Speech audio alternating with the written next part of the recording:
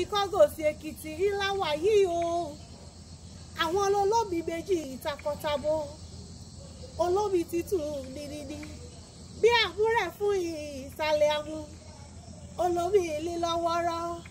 Bí òrìrùn ìyálẹ̀ ẹ̀ta. Ìtọ́kọ̀ ó yáya lẹ́rù òkúta. Ó di gbùrúgbàrá lẹ́sàlẹ̀ odò.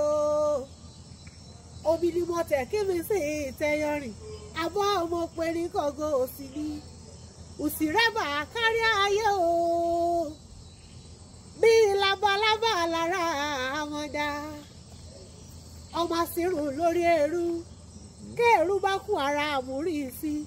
Àbọ̀ ọmọ pé ní Ikogosi Ekiti ni. Ẹ bá àwọn bàbá mi tí bẹ̀ lọ́dọ̀ mi. Táyé lòlù èjì rẹ̀ ara ìṣokùn ẹ̀dújọ́ bí. Ọmọ ẹ̀dùn tí ṣeré orí igi. Òbẹ́ kìsì fẹ́kẹ́ṣẹ́ o. Ó bẹ́ sílẹ̀ alákìsà, ó sàlákìsà àdó nígbà aṣọ. Wíníwíní lójú orogún o. Èjì wọ̀rọ̀ lójú ìyá rẹ̀. Èjì bàbí gbayọ̀ olóríire ní bẹ́dùn. Ọ̀kan ṣoṣo ní mo bèrè jì ló wọlé tán bí wá. Gbajúmọ̀ mo tí gbàdọ̀balẹ̀ bàbá. Tí gbàkúnlẹ̀ ìyá tó bí lọ́mọ. Mú mi kí n bá rẹ lé o.